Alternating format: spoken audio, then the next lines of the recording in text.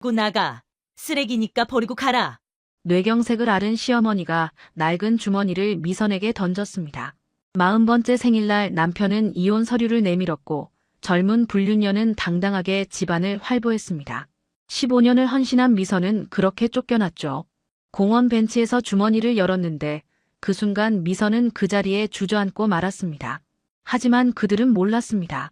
시어머니가 버리라고 던진 낡은 주머니가 모두의 삶을 완전히 바꿔놓게 될 줄은. 사연 시작 전 구독과 좋아요를 눌러주시고 지금 어디서 듣고 계신지 댓글 남겨주시면 그곳에 건강과 행운이 가득하기를 바라겠습니다. 15년 전 윤미선은 초등학교 교사였어요.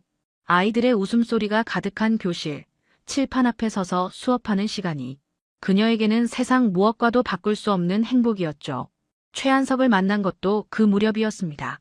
동창 모임에서 소개받은 그는 성실하고 다정해 보이는 남자였어요. 중소기업 영업팀에서 일하며 성실하게 살아가는 평범한 사람이었죠. 결혼을 약속하고 시댁에 처음 인사를 갔을 때 시어머니가 말했습니다. 우리 집은 대대로 며느리가 집안 살림을 맡아왔어요. 결혼하면 일 그만두고 집안일에만 전념해야 해요. 미선은 당황했어요. 하지만 사랑하는 사람과의 결혼을 포기할 수는 없었죠. 한석은 괜찮다고 말했습니다. 어머니가 조금 보수적이시긴 한데 나중에 설득할게. 미선은 그 말을 믿었어요. 결혼 후 미선은 교직을 그만두었습니다. 그리고 시댁 살림에만 매달렸죠. 시어머니는 평생 동네에서 약국을 운영하며 성실하게 살아온 분이었어요. 부동산 투자도 해서 제법 재산을 모았다고 했죠. 하지만 며느리에게는 엄격했습니다. 새벽 5시에 일어나 시어머니 식사를 정성스럽게 차렸어요. 집안 구석구석을 청소하고 빨래를 했죠. 남편이 출근한 뒤에는 설거지와 장보기, 저녁 준비가 끝없이 이어졌습니다. 친정에 가고 싶어도 시어머니의 눈치를 봐야 했어요. 명절에도 시댁 일로 친정에 가지 못한 날이 많았죠. 시간이 흐르며 미선의 일상은 더욱 좁아졌습니다. 친구들과의 약속도 취미 생활도 모두 포기했어요. 오로지 시댁 식구들만 챙겼죠. 가끔 장을 보러 나갈 때면 미선은 일부러 초등학교 앞을 지나갔습니다. 아이들의 웃음소리가 들려오면 발걸음이 멈췄어요. 운동장에서 뛰어노는 아이들을 바라보며 눈물이 흘렀죠. 나도 저기 있었는데, 선생님이 되고 싶었는데. 3년 전 시어머니가 갑자기 쓰러졌습니다. 병원에서는 경미한 뇌경색이라고 했어요. 다행히 큰 후유증은 없었지만 약국을 정리하고 집에서 요양하게 되었죠. 미선은 24시간 시어머니를 수발들었습니다. 약 챙기고 식사 도와드리고 목욕시켜드리는 일이 매일 반복되었어요. 가끔 시어머니가 이상한 행동을 보일 때가 있었습니다.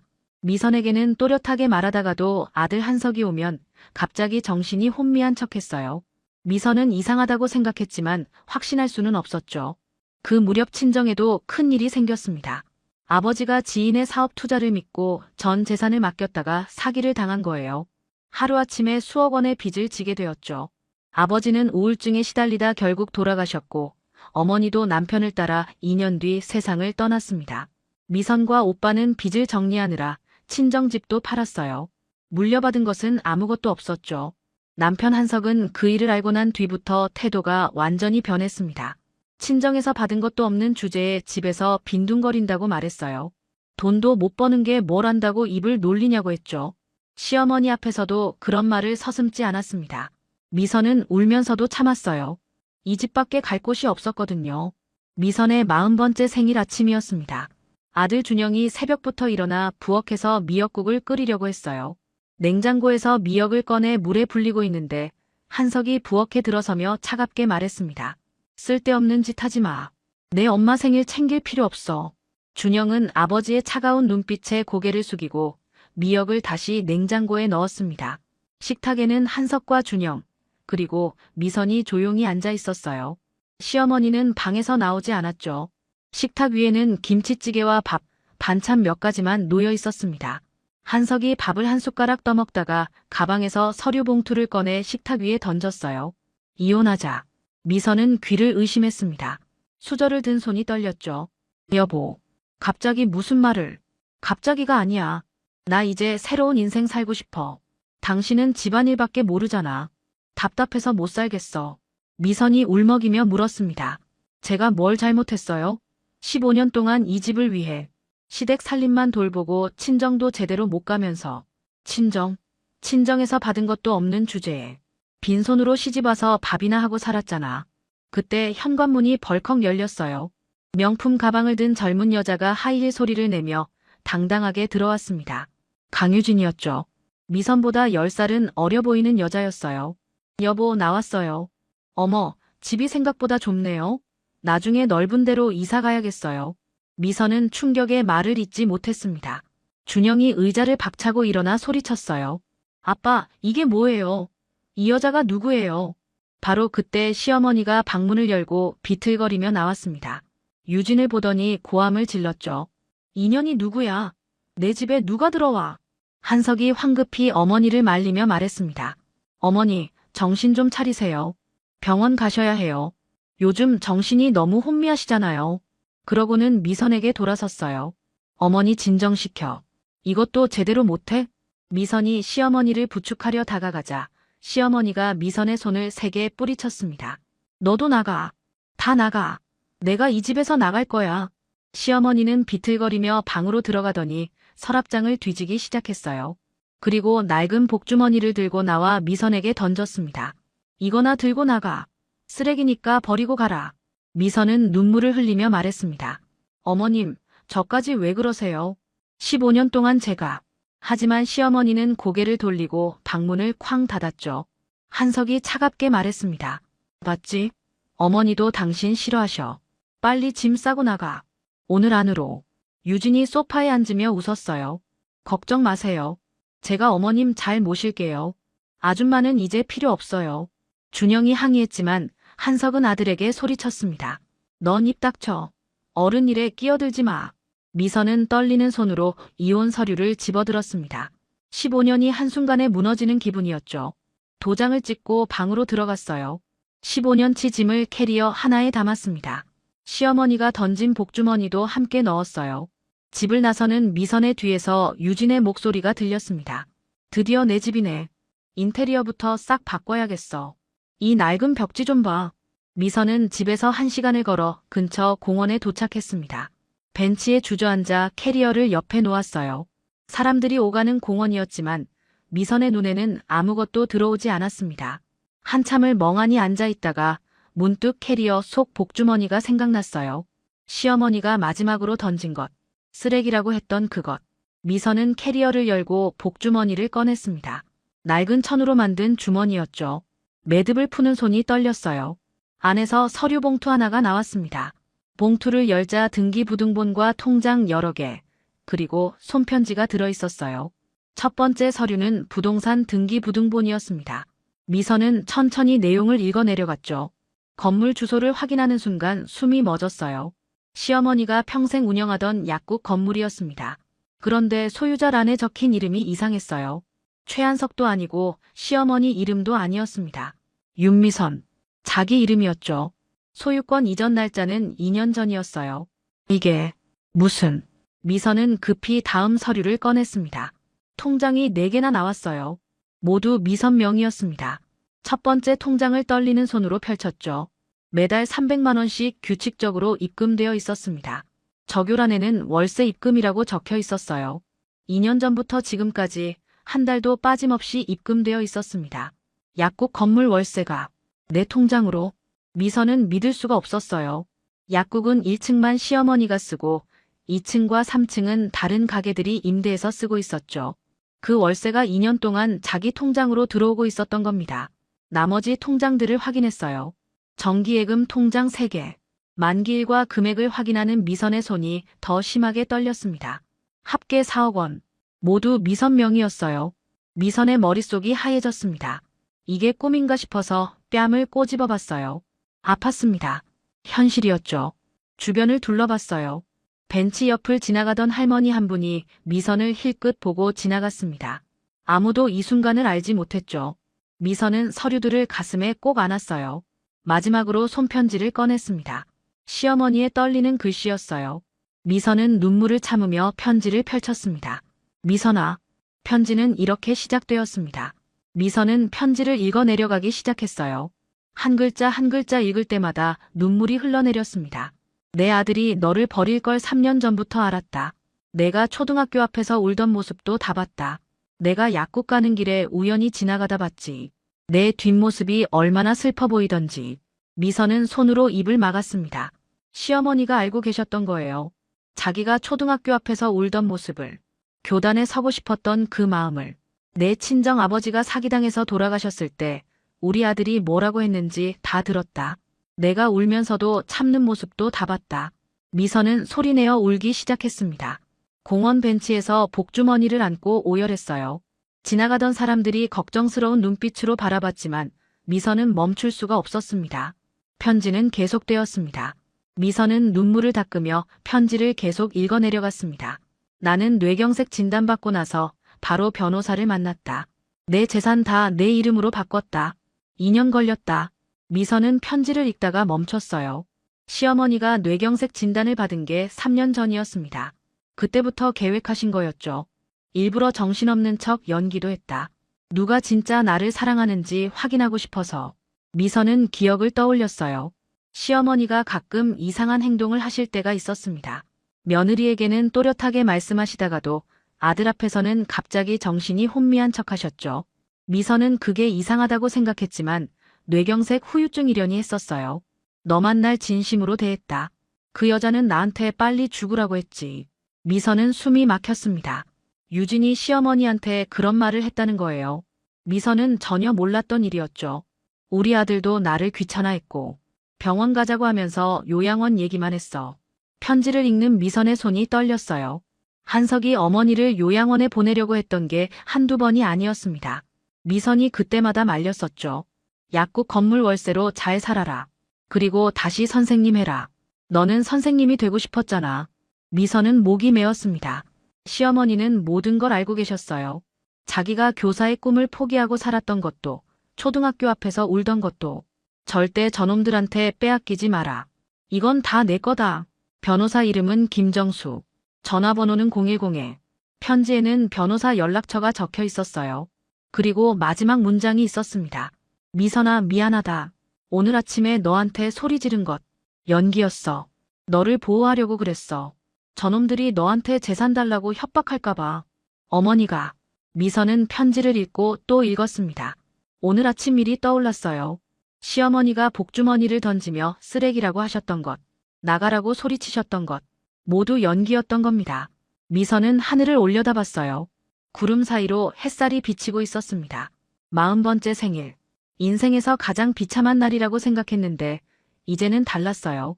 벤치에서 일어나 캐리어를 끌고 걷기 시작했습니다. 편지에 적힌 변호사에게 전화를 걸었어요.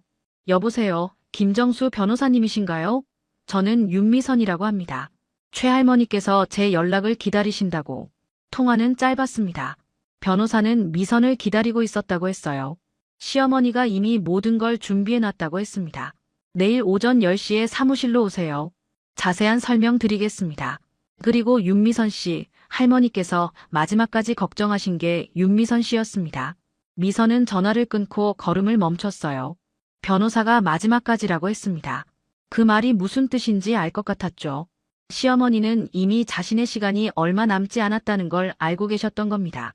그래서 서둘러 모든 걸 정리하신 거예요. 미선은 다시 걷기 시작했습니다. 발걸음이 가벼워졌어요. 캐리어를 끄는 손에 힘이 들어갔습니다. 이제 두렵지 않았죠.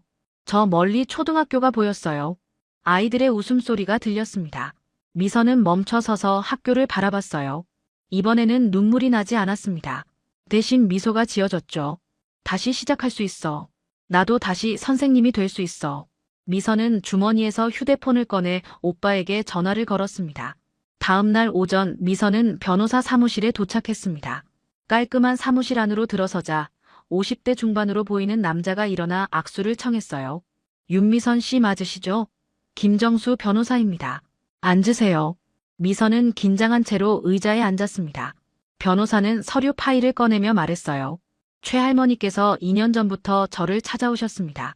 처음엔 단순 상담이었죠. 그런데 시간이 지나면서 구체적인 계획을 세우셨어요. 변호사는 서류를 펼쳐 보여줬습니다. 약국 건물 소유권 이전은 2년 전에 완료됐습니다. 정기예금도 모두 윤미선 씨 명의로 바꿨고요. 할머니께서 정신이 온전하실 때 공증까지 받아뒀습니다. 미선은 서류를 들여다봤어요. 시어머니의 서명과 도장, 그리고 공증인의 직인이 찍혀 있었습니다. 혹시 아들이나 다른 가족이 이의를 제기하면 어떻게 되나요? 변호사가 고개를 저었습니다. 불가능합니다. 할머니께서 뇌경색 진단 직후 정신이 명료할 때 모든 걸 처리하셨어요. 의사소견서도 있고 변호사 입회 기록도 있습니다. 법적으로 문제 없어요. 미선은 안도의 한숨을 내쉬었습니다. 그때 변호사가 조심스럽게 말했어요. 그리고 할머니께서 한 달 전에 다시 저를 찾아오셨습니다. 건강이 많이 안 좋아 보이셨어요. 미선의 가슴이 철렁 내려앉았습니다. 할머니께서 유언을 남기셨습니다. 녹음으로요. 들어보시겠어요? 미선은 고개를 끄덕였어요. 변호사가 녹음기를 켰습니다. 시어머니의 목소리가 흘러나왔죠. 미선아, 내가 이 녹음을 듣고 있을 때쯤이면 아마 내 곁에 없을 거야. 미선의 눈에서 눈물이 흘러내렸습니다. 나는 내가 이 집에 시집 온 날부터 지켜봤어. 우리 아들이 점점 변하는 것도 봤지. 처음엔 착했는데 회사에서 승진하고 나서부터 달라졌어. 녹음은 계속되었습니다. 3년 전 초등학교 앞에서 내가 우는 걸 봤어. 그날 내가 약국에 가려고 나왔다가 우연히 봤지. 넌 운동장을 바라보며 울고 있었어. 그때 알았어. 내가 얼마나 많은 걸 포기하고 살았는지. 미선은 손으로 입을 막았습니다. 너한테 미안해. 결혼할 때 교직 그만두라고 한 게 나였거든. 지금 생각하면 정말 미안해. 내 인생을 빼앗은 거나 마찬가지였지. 변호사가 미선에게 휴지를 건넸어요. 미선은 눈물을 닦으며 녹음을 들었습니다. 그래서 결심했어. 내 재산은 다 넣어줄 거라고. 우리 아들한테는 한 푼도 안 줄 거라고. 그 여자 때문에 내가 요양원 가야 한다는 소리를 몰래 들었거든. 미선은 숨을 죽였어요. 약국 건물로 잘 살아. 월세 수입이면 충분할 거야. 그리고 꼭 다시 선생님 해. 늦지 않았어. 40은 새로 시작하기 좋은 나이야. 녹음이 끝나갈 무렵 시어머니의 목소리가 떨렸습니다. 미선아, 사랑한다. 내 딸처럼 사랑했어. 행복해야 해.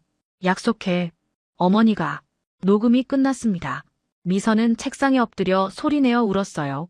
변호사는 조용히 기다려줬습니다. 한참 후 미선이 고개를 들었어요. 눈은 빨갛게 부어 있었지만 표정은 단호했습니다. 어머님은 지금 어디 계세요? 변호사가 대답했습니다. 한 달 전부터 대학병원에 입원하셨습니다. 암말기였어요. 가족들은 모르죠. 할머니께서 비밀로 해달라고 하셨거든요. 미선은 벌떡 일어났습니다. 지금 당장 가봐야 해요. 어느 병원이에요? 변호사가 메모지에 병원 이름과 병실 번호를 적어줬어요. 할머니께서 윤미선 씨만 면회할 수 있다고 하셨습니다. 병원 측에 이미 얘기해뒀어요. 미선은 메모지를 움켜쥐고 사무실을 나섰습니다. 미선은 택시를 타고 병원으로 달려갔습니다. 엘리베이터를 타고 7층 병실로 올라갔어요. 복도를 지나 210 사무실 앞에 섰습니다. 문손잡이를 잡은 손이 떨렸죠. 문을 열고 들어서자 시어머니가 침대에 누워 계셨어요. 예전보다 훨씬 야윈 모습이었습니다. 시어머니는 미선을 보고 희미하게 미소 지었어요. 미선아, 왔구나. 미선은 침대 옆으로 달려가 시어머니의 손을 잡았습니다. 손이 너무 차가웠어요. 어머님, 왜 아무 말씀도 안 하셨어요? 제가 병원에 모시고 올 수 있었는데. 시어머니가 고개를 저었습니다. 그러면 우리 아들이 알았겠지. 그 여자도 알았을 거고. 그럼 내 계획이 망가졌어. 미선은 눈물을 흘리며 물었어요. 언제부터 아프셨어요? 1년 전쯤부터. 검사 받으러 갔다가 알았지. 말기라고 하더라. 길어야 1년에서 1년 반이라고. 시어머니는 숨을 가쁘게 몰아쉬며 말을 이었습니다. 그래서 서둘렀어. 재산 정리하고 변호사 만나고 너한테 다 넘기는데 2년이나 걸렸어. 어머님, 미선아, 내가 널 처음 본 날 기억나? 우리 아들이 데려왔을 때. 넌 정말 예뻤어. 그런데 그것보다 내 눈빛이 좋았어. 맑고 순수했지. 시어머니는 미선의 손을 꼭 쥐었어요. 근데 시간이 지나면서 내 눈빛이 점점 어두워지더라. 10년쯤 됐을 때부터는 웃을 때도 눈이 안 웃었어. 그게 나한테는 너무 미안했어. 미선은 고개를 저었습니다.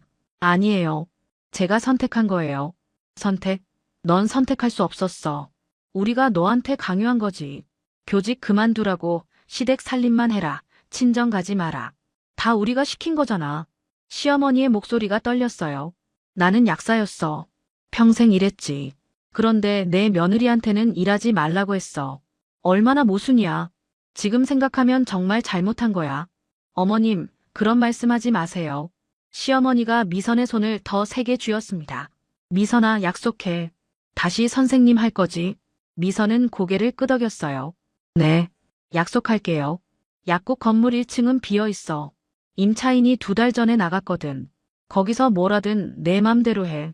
서점을 해도 좋고 카페를 해도 좋아. 시어머니는 잠시 숨을 고르고 말을 이었습니다. 2층은 월세 받고 3층도 월세 받아. 그 돈으로 충분히 살 수 있어. 그리고 전기예금은 건들지 마. 나중을 위해 남겨둬. 네, 어머님. 그 여자랑 우리 아들. 절대 돈 주지 마. 저놈들 곧 찾아올 거야. 내가 죽으면 유산 달라고. 근데 절대 안 돼. 변호사가 다 막을 거야. 시어머니는 기침을 했어요. 미선이 물을 떠다 드렸습니다. 어머님, 이제 그만 말씀하시고 쉬세요. 아니야. 할 말이 더 있어. 시어머니는 미선을 똑바로 바라봤습니다. 미선아, 재혼해. 좋은 사람 만나. 아직 젊어. 40은 꽃이야. 미선은 눈물을 닦으며 웃었어요. 어머님, 그건 생각 안 해봤어요. 생각해야 해. 혼자 사는 것도 좋지만 좋은 사람과 함께하는 것도 좋아. 이번엔 내가 선택해. 내가 좋아하는 사람. 시어머니는 눈을 감았습니다. 숨소리가 점점 약해졌어요. 미선아, 고마워. 나한테 딸이 생긴 것 같았어. 정말 사랑했어. 어머님, 저도 사랑해요. 정말 사랑해요. 미선은 시어머니의 손을 2손으로 감싸 쥐었습니다. 밤새 그 자리를 지켰어요. 다음 날 새벽 시어머니는 미선의 손을 잡은 채로 조용히 숨을 거두셨습니다. 마지막 순간까지 미선만 곁에 있었죠. 시어머니의 얼굴은 평화로워 보였습니다. 미선은 시어머니의 손을 놓지 않았어요. 한참을 그렇게 있다가 천천히 일어나 창문을 열었습니다. 아침 햇살이 병실 안으로 들어왔어요. 어머님, 편히 쉬세요. 제가 잘 살게요. 약속 지킬게요. 장례식장은 조용했습니다. 미선이 상주로 앉아 있었어요. 한석과 준영, 그리고 친척 몇 명이 자리에 있었습니다. 유진은 검은색 원피스를 입고 한석 옆에 앉아 있었죠. 조문객들이 하나둘 들어왔어요. 시어머니가 운영하던 약국 근처 상인들이었습니다. 모두들 미선을 보며 고개를 숙였죠.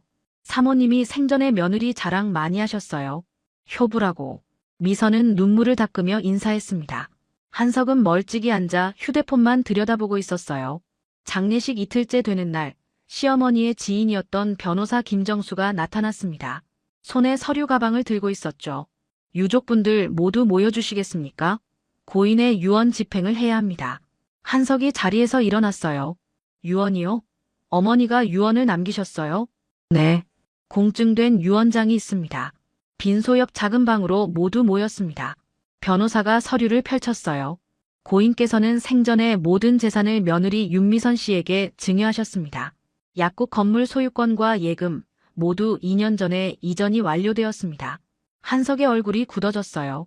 뭐라고요? 그게 무슨 소리예요? 약국 건물은 현재 윤미선 씨 명의입니다. 정기예금 4억 원도 마찬가지고요. 유진이 소리쳤습니다. 말도 안 돼요. 어머님이 정신이 온전하셨을 리 없어요. 뇌경색 앓으셨잖아요. 변호사는 차분하게 대답했어요. 재산 이전은 뇌경색 진단 직후 고인께서 정신이 명료하실 때 이루어졌습니다. 의사소견서와 정신감정 결과가 모두 있습니다. 한석이 책상을 쳤습니다. 이건 사기예요. 며느리가 어머니를 속인 거라고요. 변호사가 서류를 더 꺼냈어요. 고인께서 남기신 육성 녹음도 있습니다. 들어보시겠습니까? 변호사가 녹음기를 틀었습니다. 시어머니의 목소리가 흘러나왔죠. 나 최영숙은 정신이 온전한 상태에서 이 유언을 남깁니다. 내 아들 최한석은 불효자입니다. 나를 요양원에 보내려 했고 그 젊은 여자와 함께 내 재산을 노렸습니다. 한석의 얼굴이 하얗게 질렸어요. 며느리 윤미선만이 나를 진심으로 돌봐줬습니다. 15년 동안 헌신했습니다. 그래서 내 재산은 모두 며느리에게 갑니다. 아들에게는 단 한 푼도 주지 않습니다. 유진이 벌떡 일어나 소리쳤습니다. 이건 무효예요. 소송 걸 거예요. 변호사가 고개를 저었습니다. 소송을 거셔도 승산이 없습니다. 모든 절차가 합법적으로 진행됐고 증거도 충분합니다. 한석이 미선을 노려봤어요. 당신이 어머니를 꼬드긴 거지. 약 올린 거지. 미선은 조용히 대답했습니다.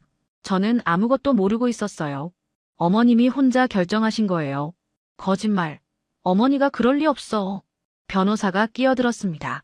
최한석 씨, 고인을 모욕하지 마십시오. 고인께서는 매우 현명한 분이셨습니다. 유진이 한석의 팔을 잡아 끌었어요. 여보, 나가요. 이딴 데 있을 필요 없어요. 한석이 미선을 향해 손가락질했습니다. 두고 봐. 이대로 안 끝나. 둘은 장례식장을 나갔어요.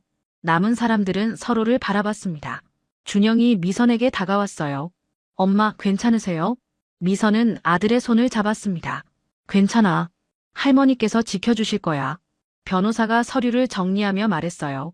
소송을 걸어도 1년은 걸릴 겁니다. 그리고 100% 패소할 겁니다. 걱정 마세요. 미선은 고개를 끄덕였어요. 창밖을 바라봤습니다. 하늘이 맑았죠. 장례식이 끝나고 사흘 후 한석과 유진은 정말로 소송을 제기했습니다. 유산 무효 소송이었어요. 하지만 법원은 6개월 만에 기각 판결을 내렸습니다. 재산 이전이 합법적이었고 시어머니의 정신 상태도 문제 없었다는 판단이었죠. 한석은 항소했지만 2심도 같은 결과였습니다. 그 과정에서 한석의 불륜 사실이 회사에 알려졌어요. 직장 내에서 소문이 퍼졌고 한석은 승진해서 밀려났습니다. 결국 회사를 그만두게 됐죠. 유진은 한석이 파산 위기에 처하자 태도가 바뀌었어요. 어느 날 갑자기 짐을 싸서 나갔습니다. 당신 돈 없잖아요. 저도 이제 제 인생 살아야죠. 1년이 흘렀습니다. 미선은 약국 건물을 완전히 새롭게 꾸몄어요. 1층은 작은 서점으로 바꿨습니다. 미선 책방이라는 이름을 달았죠. 서점 한쪽에는 카페 공간도 마련했어요. 동네 주민들이 편하게 책을 보며 차를 마실 수 있는 곳이었습니다. 2층은 무료 방과 후 교실로 만들었어요. 퇴직한 교사 선생님 3분과 함께 운영했습니다. 매일 오후 3시부터 6시까지 동네 아이들이 와서 공부했죠. 숙제도 도와주고 책도 읽어줬습니다. 3층은 미선의 주거 공간이었어요. 작지만 아늑한 집이었습니다. 2층 교실 벽에는 시어머니의 사진이 걸려 있었어요. 사진 옆에는 시어머니가 남긴 편지를 액자에 넣어 걸어뒀습니다. 이 모든 것을 가능하게 해주신 분이라는 문구와 함께요. 오늘도 아이들이 하나둘 교실로 들어왔습니다. 미선은 아이들을 맞이하며 웃었어요. 선생님, 오늘 수학 숙제 도와주세요. 선생님, 저 독후감 봐주세요. 아이들이 선생님이라고 부를 때마다 미선의 가슴이 따뜻해졌습니다. 15년 만에 다시 들어보는 호칭이었죠. 저녁이 되자 아이들이 하나씩 집으로 돌아갔어요.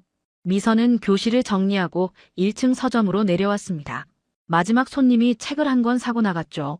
문을 닫으려는데 누군가 들어왔어요. 준영이었습니다. 대학을 졸업하고 이제 취업 준비를 하고 있었죠. 엄마, 저녁 먹으러 왔어요. 그래, 올라가자. 둘은 3층으로 올라가 저녁을 먹었습니다. 준영이 조심스럽게 물었어요. 엄마, 아빠 소식 들었어요? 미선은 고개를 끄덕였습니다. 응, 작은 회사에 취직했다더라. 한석은 소송에서 지고 회사도 그만두고 유진에게도 버림받았습니다. 지금은 작은 무역회사에서 일하고 있다고 했어요. 빚도 많이 졌다는 소문이었죠. 아빠가 엄마한테 연락하던데요. 응, 돈 빌려달라고. 어떻게 했어요? 미선은 차분하게 대답했습니다. 거절했어. 할머니께서 말씀하셨잖아. 절대 주지 말라고. 준영은 고개를 끄덕였어요. 잘하셨어요. 아빠는 자기가 한 일에 대한 대가를 받는 거예요. 저녁을 먹고 준영이 돌아간 후 미선은 창밖을 바라봤습니다. 맞은편에 초등학교가 보였어요. 운동장에 불이 켜져 있었습니다. 미선은 외투를 입고 밖으로 나갔어요. 천천히 걸어 초등학교 앞에 섰습니다. 운동장에서 아이들이 축구를 하고 있었죠. 예전에는 이 자리에 서면 눈물이 났었어요. 교단에 서고 싶었던 꿈, 포기해야 했던 삶이 떠올라서. 하지만 지금은 달랐습니다. 미선은 웃으며 아이들을 바라봤어요. 이제 나도 다시 선생님이야. 주머니에서 휴대폰을 꺼내 사진을 봤습니다. 오늘 아이들과 함께 찍은 사진이었어요. 모두들 환하게 웃고 있었죠. 미선은 매달 수익금 일부를 뇌경색 환자 가족지원단체에 기부했습니다. 시어머니를 기리는 의미였죠. 그리고 형편이 어려운 아이들에게는 책을 무료로 나눠줬어요. 집으로 돌아가는 길, 미선은 하늘을 올려다봤습니다. 별이 반짝이고 있었어요. 어머님, 저 잘 살고 있어요. 약속 지키고 있어요. 그날 밤 미선은 오랜만에 편안한 잠을 잤습니다. 꿈속에서 시어머니가 나타나 미소 지으며 말했어요. 잘했어, 미선아. 정말 잘했어. 며칠 후 미선에게 이메일 한 통이 왔습니다. 교육청에서 온 메일이었어요. 방과 후 교실 우수 사례로 선정되어 지원금을 받게 됐다는 내용이었죠. 미선은 이메일을 읽으며 눈물을 흘렸습니다. 기쁜 눈물이었어요. 서점 한쪽 벽에 걸린 시어머니 사진 앞에서 미선은 말했습니다. 어머님 감사해요. 저에게 새로운 인생을 주셔서. 이제 정말 행복해요. 사진 속 시어머니는 따뜻하게 미소 짓고 있었습니다. 미선은 창문을 열었어요. 시원한 바람이 들어왔습니다. 새로운 하루가 시작되고 있었죠. 41살 윤미선. 다시 선생님이 된 여자. 행복한 여자. 그녀의 새로운 인생은 이제 막꽃을 피우고 있었습니다. 여러분, 세상을 살다 보면 억울한 일도 많고 참아야 할 순간도 많습니다. 하지만 진심은 언젠가 반드시 빛을 봅니다. 묵묵히 최선을 다하는 사람을 하늘은 결코 저버리지 않아요. 미선처럼 힘든 시간을 보내고 계신 분들, 포기하지 마세요. 여러분의 노력과 헌신을 지켜보는 누군가가 반드시 있습니다. 그리고 시어머니처럼 진짜 사랑은 말이 아니라 행동으로 증명된다는 것을 기억하세요. 지금 이 영상을 보고 계신 곳을 댓글로 남겨주세요. 오늘도 힘든 하루를 버티고 계신 모든 분들, 행복한 반전이 찾아오길 바랍니다. 감사합니다.